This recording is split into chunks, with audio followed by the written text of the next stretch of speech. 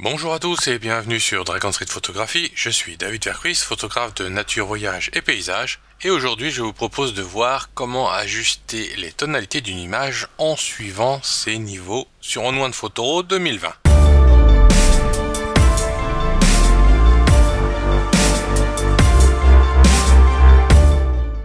Alors dans cette vidéo, je vous propose de voir comment réagit les niveaux que vous allez trouver en haut à droite de l'interface d'On1 Photo 2020, donc comme 2019 d'ailleurs ou 2018.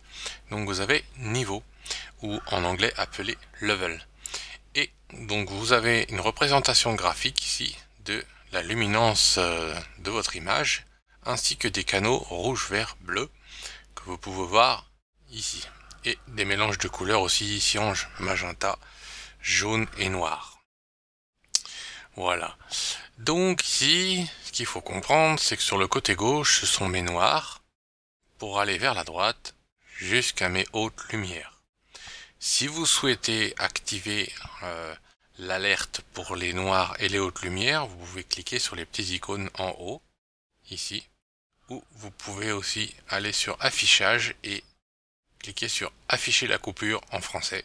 Donc si je clique dessus, vous allez voir l'alerte qui se désactive, et si je reclique dessus, elle s'active. Et le raccourci, c'est en appuyant sur les petits icônes ici.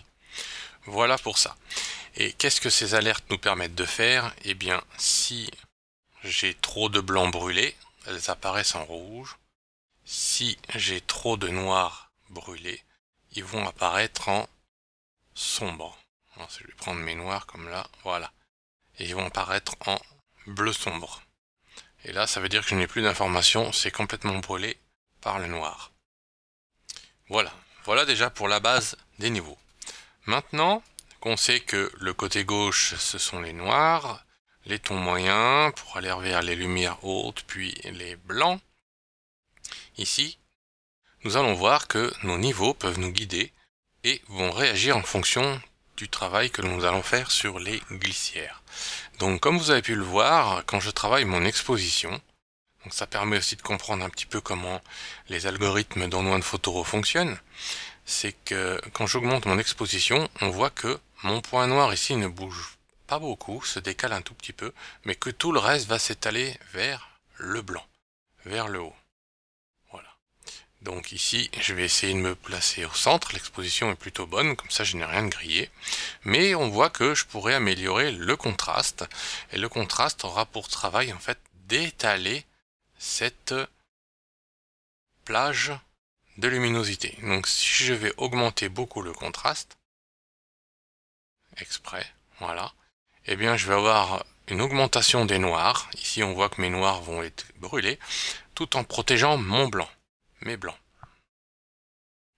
Voilà, donc je pourrais tout à fait laisser un peu de contraste correct sur mon image, comme ceci, et on voit que j'ai encore un petit peu de marge ici pour mes noirs, pour essayer d'utiliser le maximum de plage de tonalité sur mon image, donc avoir des noirs aussi proches que possible du noir, pour avoir des vrais noirs sans tout brûler, et aller vers les blancs, tout en gardant des détails le plus possible vers la droite.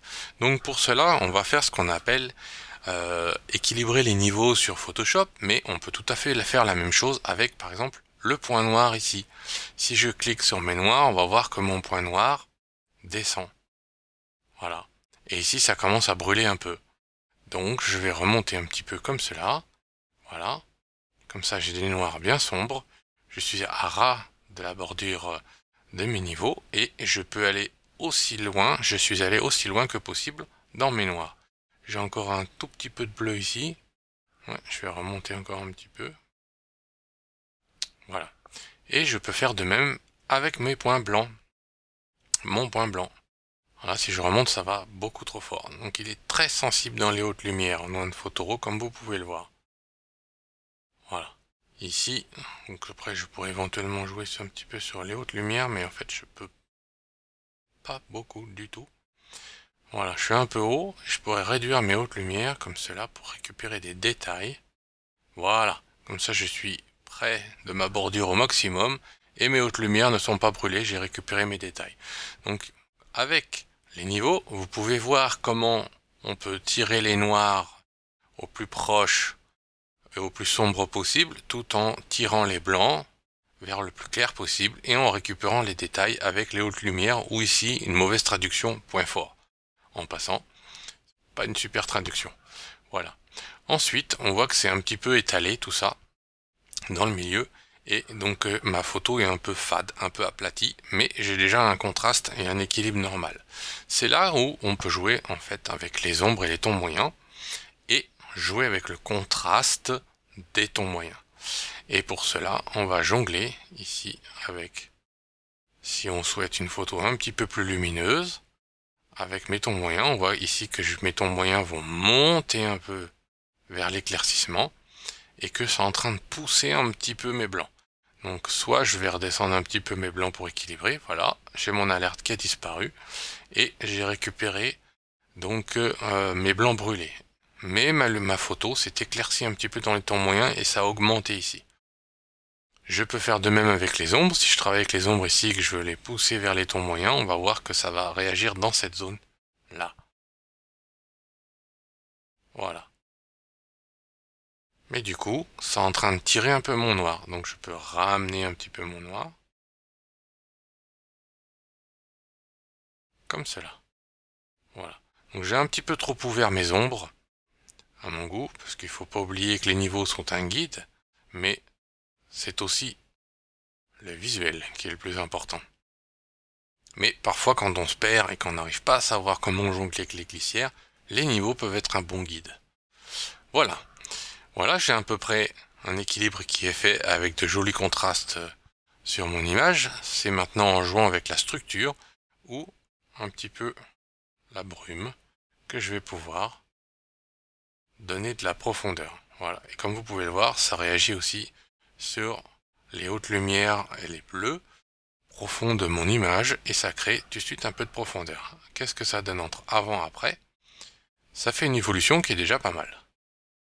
Voilà. Et on n'a absolument rien touché dans les couleurs, la tonalité, les réglages de la tonalité et des contrastes en jouant avec donc les ombres, les clairs, les hautes lumières, les blancs et les noirs nous ont permis de récupérer de la profondeur dans les couleurs.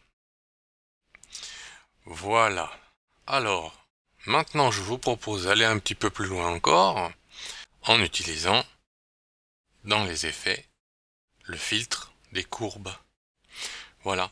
Et en fait, dans le filtre des courbes, nous retrouvons le même principe que nous avons dans les niveaux, c'est-à-dire comme c'est imagé ici, les ombres, les points noirs, et ici, le point clair. Ce qui veut dire que si je vais prendre ma courbe pour remonter comme ceci, on voit que je vais complètement éclaircir mes ombres. Si je vais vers la droite, je vais brûler, je vais créer encore plus de noir. Voilà. Et en fait, vous pouvez vous en rendre compte ici, comme on a sur les niveaux donc des réactions de la courbe.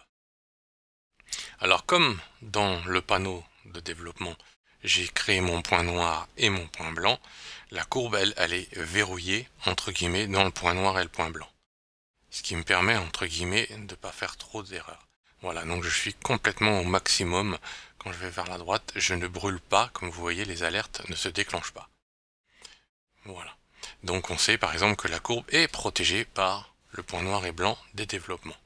Maintenant, si je souhaite créer par exemple du contraste dans mes tons moyens vont se retrouver dans cette zone ici, proche du milieu.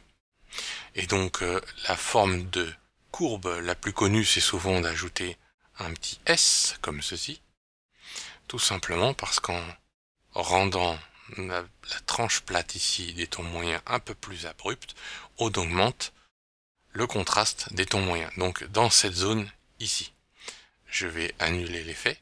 Regardez les niveaux ici, ce que ça donne. Si je commence à abaisser comme cela, j'attire vers les ombres.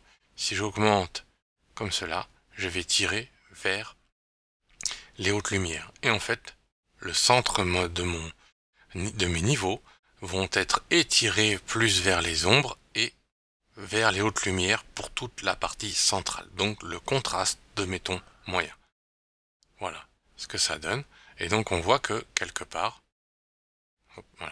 on voit que quelque part, j'ai pas trop touché dans mon ciel, j'ai pas trop touché dans mes ombres, mais par contre j'ai créé du contraste dans mon paysage. Voilà, avant, après. Voilà.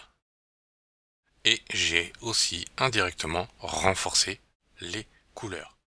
Et comme vous pouvez le voir, nous avons les canaux rouge, vert et bleu, qui sont les canaux numériques pour créer toutes les autres couleurs. Eh bien, on peut tout à fait augmenter le rouge, le vert et le bleu dans les tons moyens, dans les ombres, dans les tons clairs, ou le diminuer. Mais attention, on verra ça dans une autre vidéo. Quand nous abaissons, par exemple, dans les hautes lumières, le rouge, nous allons faire apparaître du cyan. Voilà.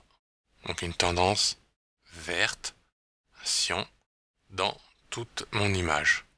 Et de même, si ici j'augmente les rouges, voilà, je crée un effet polarisé, un peu ensoleillé.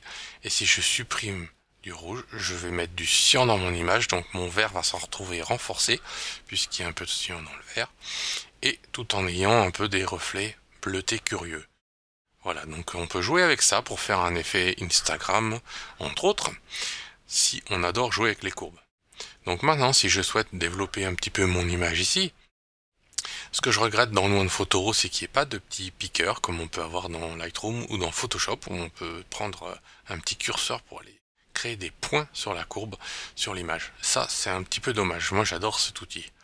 Et donc ici, par exemple, je vais essayer de renforcer un petit peu mes ombres ici, augmenter un petit peu le contraste dans mes tons moyens. Voilà. Faire sans et avec. Voilà, c'est assez léger. Augmenter encore un peu mes ombres. Voilà. Avant, après. Voilà, j'ai un renforcement dans cette zone de la couleur et des ombres, mais pas de mes noirs, qui ne se sont pas mis en alerte. Voilà, si je veux renforcer un petit peu la couleur dans mes paysages verts, je pourrais tout à fait monter un petit peu les rouges en bas, pour augmenter un petit peu l'effet ensoleillé, et remettre mes tons moyens, par exemple, au point neutre. Voilà, avant, après, et j'ai renforcé l'effet ensoleillé qu'il y a dans cette zone-là. Maintenant, si je veux rajouter un peu de jaune dans l'ensemble de mon image, je pourrais tout à fait prendre les bleus. Si je supprime le bleu, eh bien, je vais avoir tendance à créer du jaune. Donc si ici je descends, que je rajoute du bleu dans mon ciel, ou j'en enlève.